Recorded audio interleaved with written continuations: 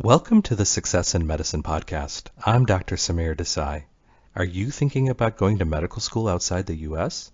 Going abroad to medical school is a path that many students take. But what are the pros and cons to doing that? And if you do choose this route, how can you put yourself in position to do well in medical school and, of course, match successfully? To help us answer these questions, I'm pleased today to have Dr. Marc Katz on the show as my guest. Marc is a graduate of the Ross University School of Medicine. After completing his internal medicine residency, Marc matched into cardiology. He is currently a cardiology fellow at St. Luke's University Hospital. Marc has been writing about his journey in medicine for years. What initially drew me to his website and his posts were how open he was about his experiences. Marc has a wonderful way of bringing you into his life, and we learn so much from his candor and his insight. But Marc is not just informative. He is very entertaining. He's put out some great videos on TikTok that have had me laughing out loud.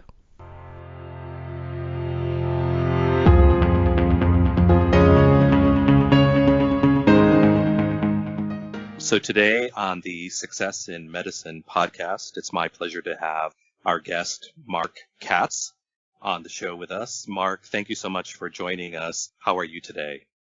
I'm doing great. Thank you for having me. We're thrilled to have you, Marc, and I thought that it would be great if we could start by having you give us a bit of your background. Sure. I am a second-year cardiology fellow. I'm planning on pursuing non-invasive cardiology. I was part of the last graduating class at Hahnemann University Hospital Drexel Internal Medicine Residency Program, and before then, I attended Ross University School of Medicine in the Caribbean.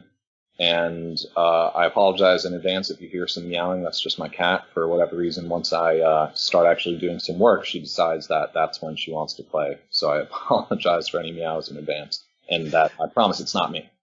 It's no problem at all. What's your cat's name? Pepper for short, but when she's being naughty, she goes by Pepperoni. Okay, so if Pepper adds a bit to this, we'll be very eager to hear Pepper's perspectives. Yeah. Okay, so Marc, let me start by talking about something that is on the mind of a lot of med school aspirants here. So we know a lot of folks have options for going to medical school, and for some, they're really thinking about going to medical school abroad. And that's not an easy decision to make. And I want to start by asking you about any advice that you would have for students who are thinking about going to med school outside the U.S. I think that's a great question and probably one of the most frequent that I get on various social media messages. And, clearly that's what the route that I pursued. And I think that's perfectly okay to do that. Clearly, there are tons of successful physicians, myself included, that have been able to match into residency programs and fellowships and go on to have successful careers.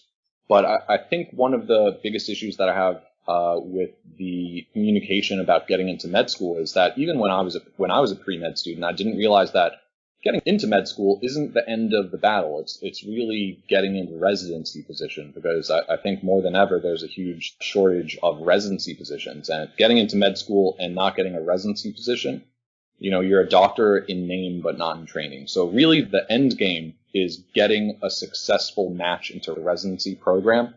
And I would never discourage someone from attending a Caribbean med school or med school abroad unless they need informed decision-making and informed consent, really, about that decision. And the simple truth is, you can look at the data. The NRMP data is released every year. And the simple truth is that it is more difficult to match into residency programs as an international or foreign medical grad. That's the plain fact. I went to Hahnemann University Hospital in Philly for internal medicine, loved the program, but the other three major hospitals, Temple, Jeff, and Penn, I didn't even hear back from them. Nowadays I think Temple is very friendly to IMGs, but there are some programs like Penn, or not to, throw Penn onto the bus, but there's some top tier programs in certain specialties that simply won't look at you because you went to a Caribbean med school. Similarly to how I applied to Penn for fellowship, because I figured, maybe a certain program has never taken an international medical grad in their fellowship, but I could be the first, someone else can be the first. So I would never want to discourage someone, but you have to know the honest truth that it's difficult to match into a residency program. It's more difficult to get into competitive specialties, and you're simply making a tough battle an even more inclined hill to run up by going to a Caribbean med school. Again, people can do it. People do it successfully, but you need to know that it shouldn't be your plan A. I went because I was a junior when I kind of woke up and smelled the coffee and realized, you really got to do better in school in order to get into med school. And I finally did better junior and senior year, and I just knew that I wanted to be a doctor. Finally, it kind of hit me. And I didn't want to wait. I didn't want to do a post-bac program and kind of not waste my time, but I didn't want to waste any more time in not going into med school. And I got into Ross, and I applied to DO programs as well, but I felt like it was okay for me to pursue a Caribbean med school, and everything did work out for me. So I think it's challenging to go to a Caribbean med school. It shouldn't be your first option, but it is a viable one. You just have to know the risks that are associated with it.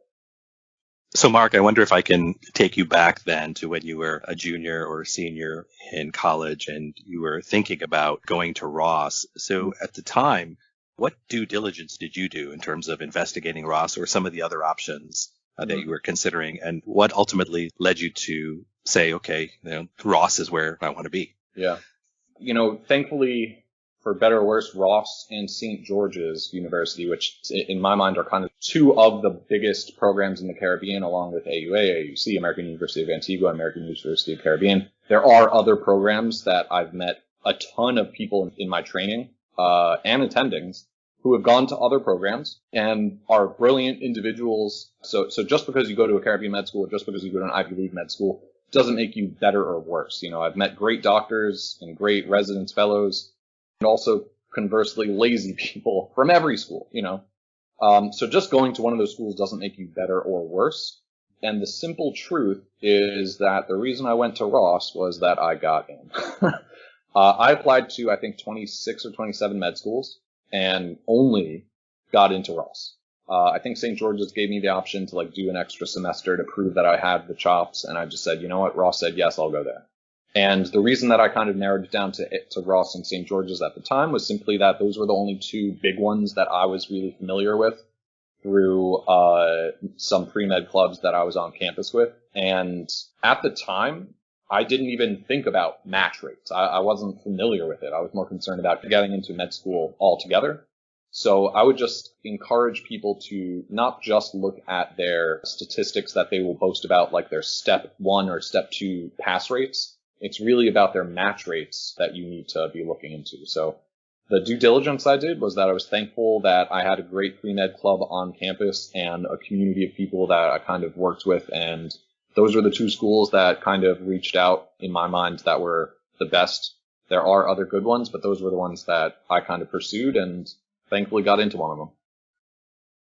That's such an important point that you made about taking a look at match rates and, where people are matching successfully. And that's really vital information that I think any student who is considering going to medical school abroad really needs to factor heavily into their decision making. I would also say that a step, obviously, that's important in order to match is to become EcfmG certified. Mm-hmm. And one thing that I would add, for our listeners is that there is a requirement that's coming up in 2024, and that is that the medical school that you may attend would really have to be accredited by an agency that is accepted by the World Federation for Medical Education, also known as WFME. And if you go to the EcfmG website, it'll be very clear that in order to be eligible for EcfmG certification, that you'll have to be at a school or graduating from a school in 2024 or after that's been accredited by an agency approved by that organization. That's something that I'm getting a lot of inquiries about, and I just wanted to share that with people because, of course, as you said, Marc, in order to match successfully, there's a lot that goes into it, but I would hate for people to go to a medical school that wasn't accredited and come to find that, in 2024 or beyond. Yeah, certainly. For better or worse, I've been out of the med school admissions process for a while, so that's probably one of the more important aspects that I would encourage people to look into.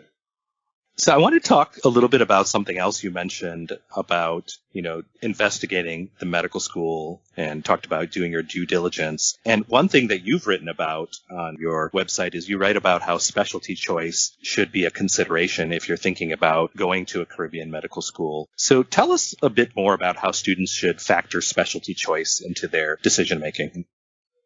Looking back at that article, I think the crux of my argument is that it is specialties like urology, neurosurgery, general surgery, cardiothoracic surgery. There are certain specialties that are more difficult to match into, whether you're a Caribbean student or at an Ivy League MD program or the best DO program in the country. Limited spots, things like vascular surgery, there's only so many spots and there are a lot of applicants. So when you go to a Caribbean med school, again, you start limiting your options because there are some programs that simply won't look at you sometimes. And, looking back at that advice, I kind of laughed to myself because I thought that I wanted to be a cardiothoracic surgeon. And then I went into the OR for the first day and I was like, nope, not for me. So I think it's important for med students to consider what they potentially want to go into.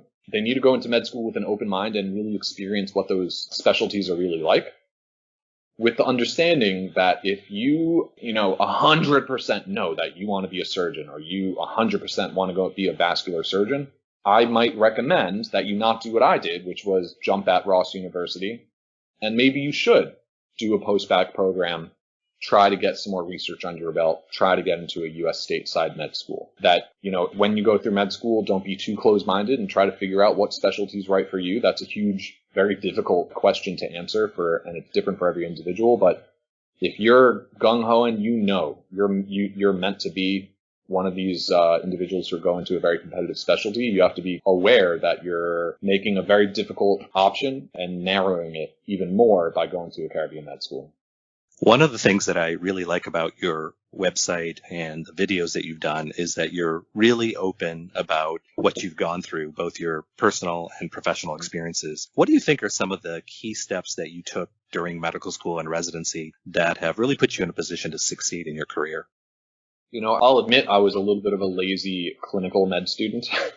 And what I mean by that is, first and foremost, I think you need to do well on your STEP exams. I think with the STEP, we can get into this later, but Step 1 is now going to pass-fail. I think Step 2 is going to be even more important now, for better or worse, even though it's not really a valuable way to compare med students. Program directors continue to use those test scores as ways to weed out people. So you really need to crush your STEP exams. And overall, I think when it comes to studying and treating your patients, you just have to remember and try to learn this as early as you can. I wish I learned this in pre-med or in undergrad, is that everything you learn from the beginning of med school is somewhat clinically irrelevant. Sure, I don't need to know the trinucleotide repeat for Huntington's disease, which I still don't know why I need to know that. But, everything from day one is on the test in med school on Step 1 and Step 2. And in order to really set yourself up for professional success, you need to crush those tests. But more importantly, it's all about lifelong learning. Even as a fellow, it's all about just having a good mindset of being present, sometimes putting your phone away and taking in the information that you can and learning from the experts that you're working with and showing interest. It's that delicate balance of asking questions because you want to learn and not just because you want to ask a question to look like you want to be there. And just trying to make the most of every experience and trying to learn as much as you can every day and just admitting you're never going to know everything in medicine. That's straight up impossible. But I think the most valuable lessons I've learned are from the attendings who show me how to think about a problem so that maybe I'll never experience this specific type of patient again, but I've at least gleaned a new mindset and a new train of thought and a new thought process on how to approach a patient or how to try to diagnose someone. And there's, even if it's a joke from a patient or meaningful experience or there's always something to learn from every clinical experience. And the sooner that you just humbly try to learn something from anyone, whether it's a tech, nurse, physical therapist, anyone, the sooner you'll be able to really enjoy what you do and be better at it, be better at whatever specialty you're going into. Such great advice. And I want to talk a little bit about succeeding academically in medical school, because that's something, once a student gets in, your focus starts to shift to that. How do I do well in medical school? And I know you've spoken about this to students in the past. So I'm really eager to hear about, some of the key points you like to get across to students. This is something, again, I wish I knew this as an undergrad, because in undergrad, what I used to do is learn it for the test, regurgitate it out, and then kind of move on and eliminate it from my mind. And it wasn't until I took biochem my senior year of undergrad that I realized, shoot, I'm going to have to take this again in med school. I should just actually learn it. And it wasn't really until I took my first exam 2 weeks into med school that I realized, I don't know how to study. And the ultimate thing that I've learned is you got to figure out how to remember stuff long term. And what I've tried to do my best with, whatever stage I'm in, is, for a test, you might be able to memorize a few special numbers or a few random facts. But if you can at least understand the concept, it helps you out leaps and bounds. And what I mean by that is, if you're an undergrad, and you're taking Chem 2, Orgo, Physics, Bio, all these courses, just keep in mind that you're not just learning it for the course you're taking right now, but you're also going to be applying those same facts on the MCAT. So maybe you don't need to memorize every single little thing for forever, but if you can understand the overall concepts, the next time you go back and look at that information, it's going to be a whole lot easier for you. And that same philosophy applies to med school. When you're learning all that information, you need to learn it for each semester, but then you need to reapply it for step 1, step 2, and eventually be able to pull that information out and apply it clinically.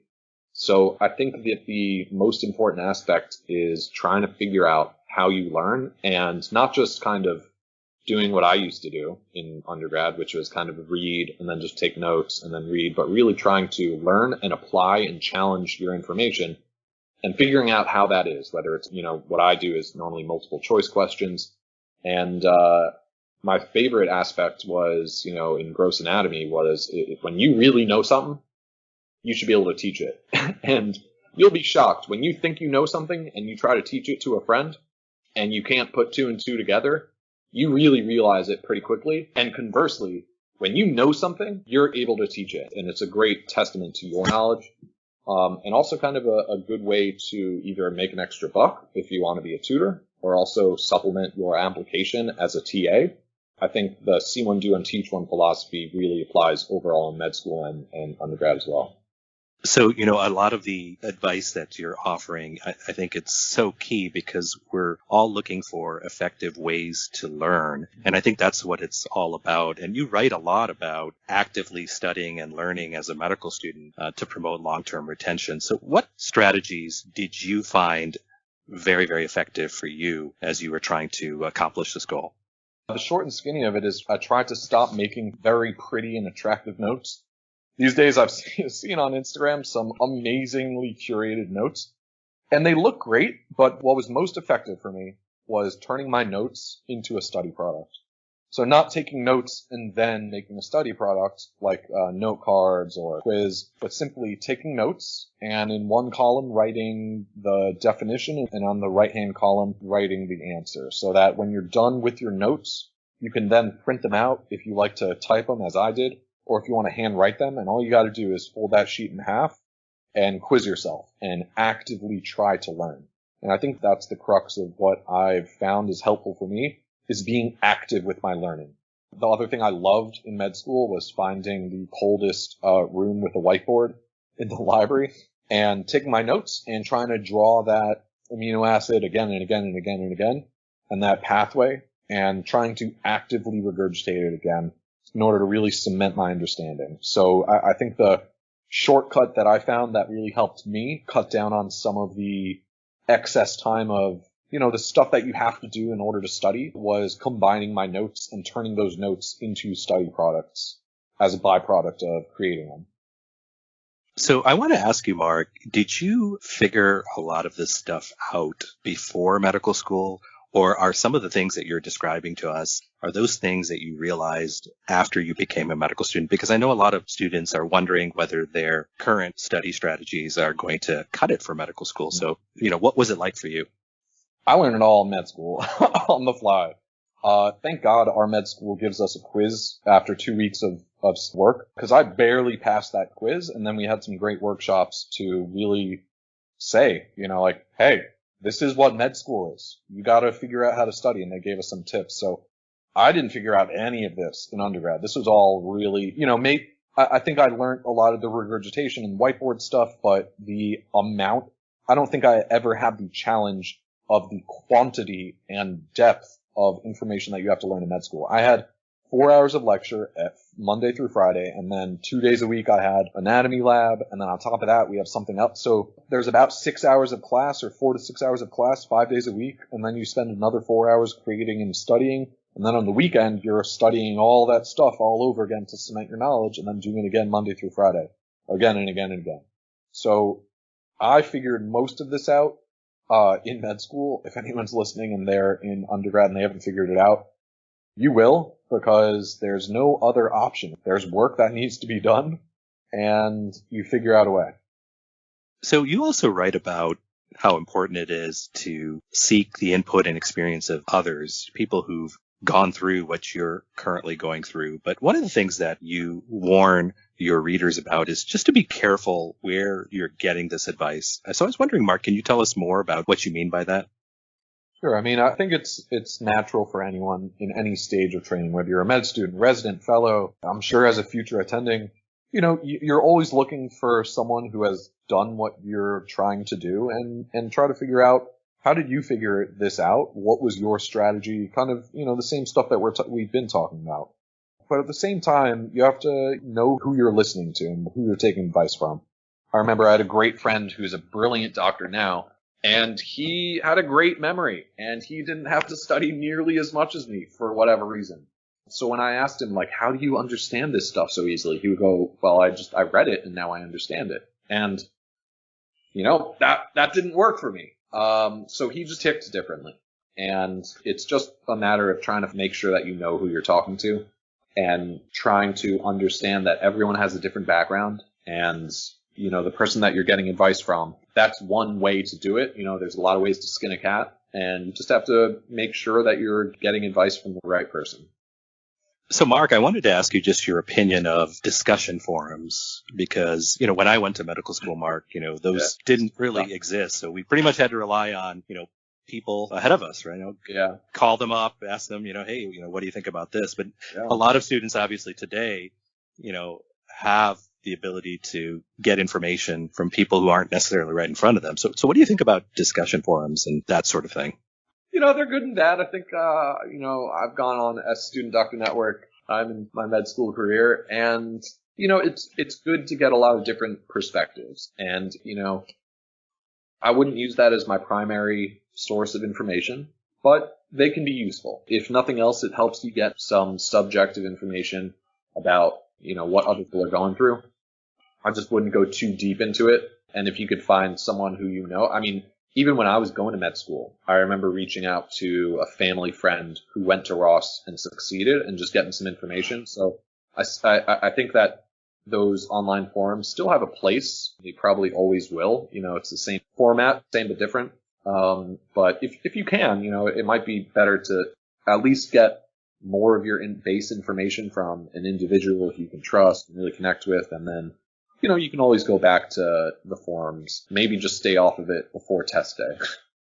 Another thing that I really like about your website and your videos is there's a lot of positive messages that you're sending out, and you've really written a lot about surrounding yourself with positivity. And so tell us, how that helped you and why you think that's so important. I think that at the end of the day, something that people might not talk about all that much on especially social media these days is med school sucks a little bit. It's hard. I've missed weddings, birthdays, anniversaries. My parents took my brother and his wife to South Africa, and I couldn't go because I was in the ICU, working in the ICU in residency.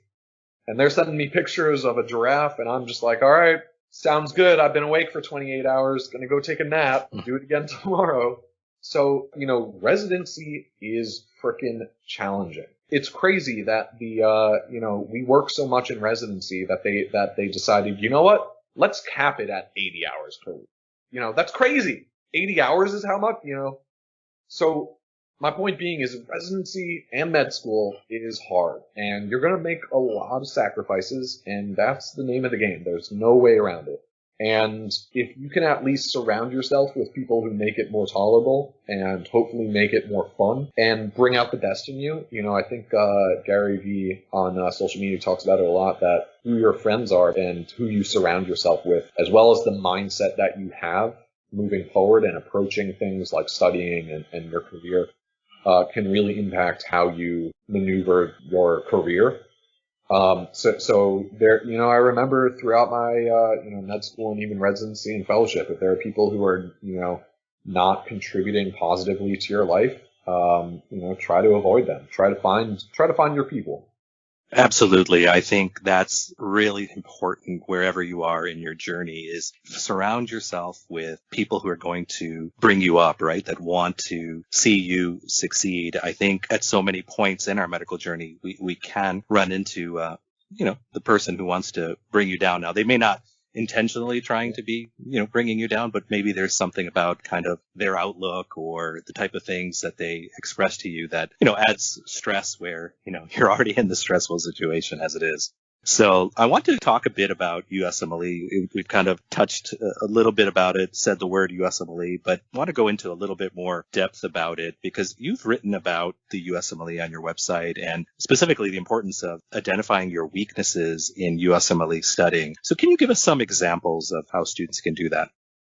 I think at the end of the day, there's no shortcuts. You need to study and apply that knowledge, especially with USMLE. And the reason that you have to do that is because this test is long. The step one, I think, is still 7 or 8 hours long. It's 7 or 8 hour long blocks. And there's 10 ways that you can ask the same question. And what I mean by that is you can ask, what nerve is this? Or you can ask, what nerve supplies this muscle? Or this is the nerve that supplies a muscle that does this action. What artery supplies it? Or you can give the artery and ask what nerve. So there's 10 different ways that you can ask the same question. And the step exams are freaking challenging. So at the end of the day, you just need to try to attack it in any way possible. Let's talk also about clinical rotations. And one great recommendation that you have for students is to hold yourself accountable for the welfare of your patient. Can you tell us what that means? I think at any stage in training, it's easy to kind of not double check the little things or call the family member, call the primary care doc. The little things that you might do if the patient was 100% your responsibility. And I think just trying to put yourself in that mindset and trying to be proactive really ends up benefiting not the patient, of course, but also just makes you a better physician and makes you think, kind of pushes you to learn a little bit more proactively. It always frustrates me when attendings tell you in clinic or in the hospital, like, oh, you don't need to do practice questions. Everything you need to learn is in the patient. It's like, all right, well, does the patient want to know what trinucleotide repeat that there, is in Huntington's disease? Clearly that one annoyed me. But my point being is that, I think the more you take ownership of your patient, the more you will make sure that you don't miss anything and hopefully develop as a professional in medicine. I'm so glad you used that term, taking ownership of your patients. That's something that I really encourage my own medical students to do. And, as medical students, you're at a point in your professional career where you're really learning how to do things, but there's so much that you can contribute to the team. And one of the best ways to do that is by taking ownership of your patients. You also recommend being assertive during rotation. So how would you recommend that students do that? It's always a tough balance, and I think just having effective communication and trying to be proactive are the two things that I would encourage them to do. Everyone loves having good med students, and unfortunately, residents sometimes get a little busy and forget about you. So sometimes it's a little easier to just be like, oh, well, I don't know where the med student went. And I think making sure that you talk with your attending and make sure that if they are not taking the effort to give you clear-cut expectations, feedback, and asking what is the best way for you to be a useful part of the team, that you try to find that balance of, respectfully figuring that out. No, that's excellent advice. And I think, you have this amount of time for every rotation that you're doing, and there's just so much to learn. But, the best learning comes from, what you do with your patients. So I personally feel that, the medical teams that students work on, they're very interested in having you take part in patient care and wanting you to do as much as you'd like to do, of course, under supervision. So when you demonstrate that you have that initiative and that you are assertive, I think that's what really helps maximize those learning opportunities. I want to talk to you a little bit about, where you are. You started at Ross, you've matched into a, university internal medicine program, and you're now a cardiology fellow. I think, Marc, there are many people who would look at that and say, I want to be like Marc when I grow up. So I wanted to ask you, what are some of the things that helped you and others make it to this point? And what would you say sets you apart from others who haven't been able to reach their goals? A whole lot of luck. It's funny when you say it like that, I do look back at my stages of medical training and think that, like, I used to imagine, like, oh, I can't wait until I get to the point that I'm in right now. So I'm incredibly grateful and humble that, there's a whole lot of hard work that gets into it, but there is also a little bit of luck, that there are a lot of great individuals who don't match into various specialties, residencies or fellowships. And it's not because they're not intelligent and that they wouldn't be fantastic specialists, that sometimes it is just a little bit of luck, and good fortune. But I guess the things that have really helped me the most in my career and in my journey to getting to this point is finding mentors. And that's easier said than done often in medicine, that certain, med schools or residency programs might have a more formal way to help people get mentors. But sometimes it's just who are the attendings that you kind of click with. I have a great mentor who's a gastroenterologist, and he's a specialist in IBD, but we both have similar clinical interests in and outside of medicine, and we've been able to continue a good professional relationship. And there are other people within cardiology who have really helped me develop my career. So I think that that's one of the biggest things, that people who I look up to have been great mentors, and other, med students who I've envied at various stages in my career were able to have great mentors who were able to advocate on their behalf. Mentorship is so important. I'm so glad that you brought that up. What I want to tell our listeners is that there are some great people out there, people who have been fortunate to have their own mentors that played an important role in helping them get to where they are right now. And those people really do want to give back and enjoy mentoring. And so if you have that person, that's great. There may be some others that you're hoping to meet, and I would encourage you to keep trying. But if you haven't found a mentor or mentors, please know that they're out there, and do make that an important part of what you're trying to do, because it will enrich everything that you're doing, and it can certainly help you through your journey. So, Marc, thank you so much for this great information. We've really enjoyed hearing about your journey in medicine, and I know that our listeners are really going to benefit from this great advice that you've offered. I wanted to ask you, do you have any final advice for our listeners? Well, I appreciate the opportunity to speak on, today. I love the sound of my own voice, so I'm always happy to speak with anyone. But I think if I could remind everyone in medicine, just don't get lost in medicine. I think it's easy, and I go through stages, just like with working out and eating well, that you go through ebbs and troughs. And in medicine, it's especially in med school and residency, where you kind of eat, sleep, and breathe medicine. It's easy to get lost in medicine and forget that there's other parts of life and career development and personal development. And I know I've also put off personal development for the sake of career. And those are some sacrifices you have to make. But to try and not forget that you're a person too, and to try to just prioritize your happiness and try to figure out how to make sure that you're happy in your career, but also in life as well. So those are some wonderful last pieces of advice that I think people really need to wrap their arms around. And Marc, would you share with us your website and your YouTube? Because I've been sending my students there, and they've gotten so much out of it. So would you mind sharing that with our listeners? Yeah, of course. My handle for all of my social media, YouTube, Instagram, and I cringe a little bit, but I recently joined TikTok because it is really fun, and Twitter as well, which I'm just more of a lurker on, at KittyKatzMD, KITTYKATZMD. My older brother when I was growing up was Katz, so when I started hanging out with him and his friends, there couldn't be two cats, so I was Kittens, and kind of stuck. So KittyKatzMD from all my social media handles, and then my website is mykittycats.com. And in all those locations, I kind of try to talk about advice on med school and trying to uncover the hidden curriculum in med school. And if anyone has any specific questions that we didn't go into, or anything that I can potentially be helpful, I'm always reachable. I might take a little bit of time to get back to you, but I'm always happy to help.